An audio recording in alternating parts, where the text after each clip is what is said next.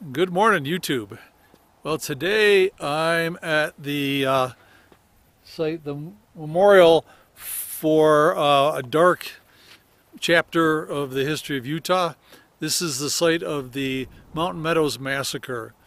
It occurred in 1857. There was a caravan of about 120 to 140 people from Arkansas that stopped and camped out here. They were on their way to California, and they camped out down in this meadow. On September 7th, a group of Mormon militiamen attacked. They did recruit some Indians to be with them. Some believe that the idea was to be able to lay blame on the Indians. They disguised themselves as Indians. So the wagon train thought they were being attacked by Indians.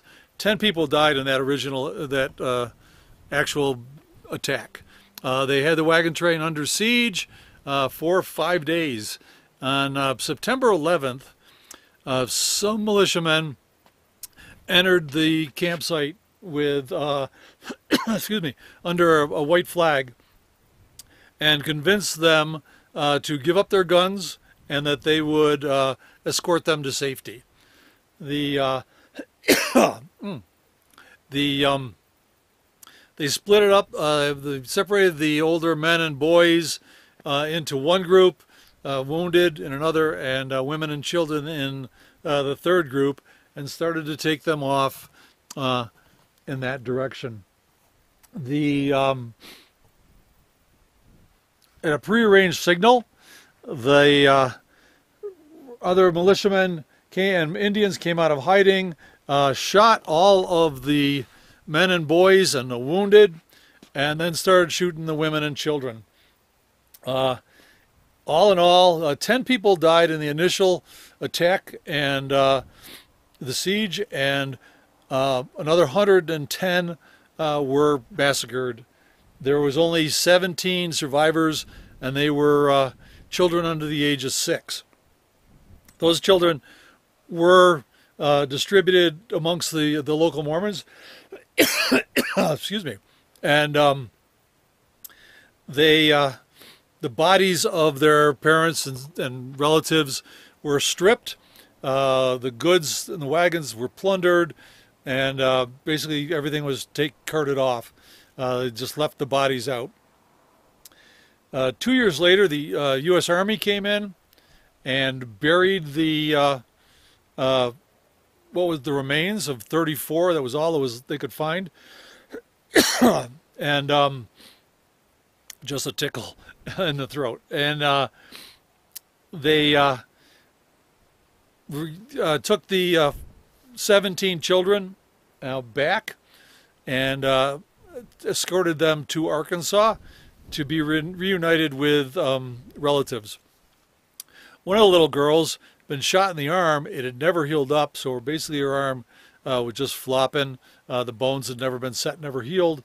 And there's, again, these were children that were under the age of 6. I think she was 4 when this happened.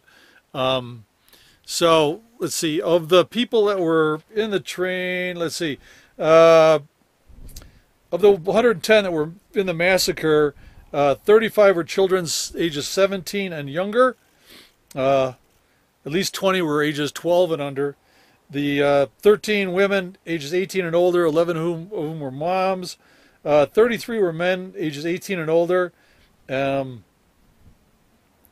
like I said, this was a dark day in Utah history. I'm going to head down to where the monument over the grave site of those 34 were. When they'd taken them off in this direction, there is another memorial I'm not going to go to the women and children, and one to the men that's over this way. But so let's head down there, and we will check out the monument down there. All right, so I'm down here at the site of the the mass grave, one of a couple in the area. This is the one that the Army found bones of 34 people and buried. The original cairn that they built over it was much larger, but over the course of time it had eroded away, fallen down, vandalized, people carted off the stones.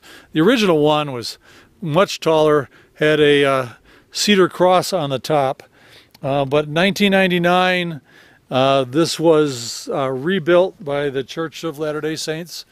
This is maintained by them, when they were doing this, they found the bones of 29 people, and underneath this paver right here is where they are buried. This is, like I said, this was in 1999. Relatives of the deceased were here helping.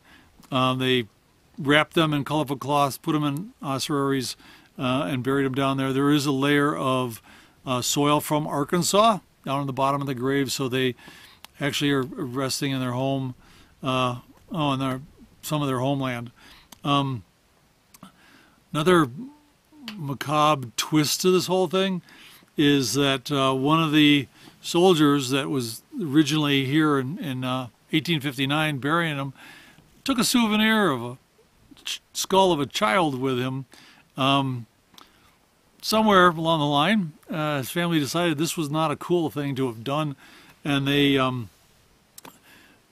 gave the skull back to relatives of the victims. And on September 9th, 2017, so only a year ago from when I made this video, is they interred the skull here.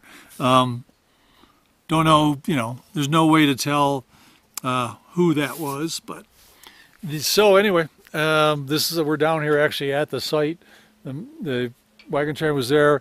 This, when the Army came in, like I said, 2 years later, and found what bones they could that hadn't been scattered by animals and whatnot. There was a trench that was dug here during the siege, and by the people in the train to protect themselves during the siege. So they used that ready-made trench as the mass grave. So a little bit of bad history of Utah. Excuse me. And I'm going to get back on the road and get into another state. See if you can guess what state it is. See you later, YouTube. Okay, told you I'd be in a new state. I'm in Nevada. I'm about there, just 2 miles inside of it. And I'm going to swing south, but I'm going to come back up here later in the year. So fills in that big hole, and I got the hole over here in the middle and a couple more over there before I branch out into away from the continental United States.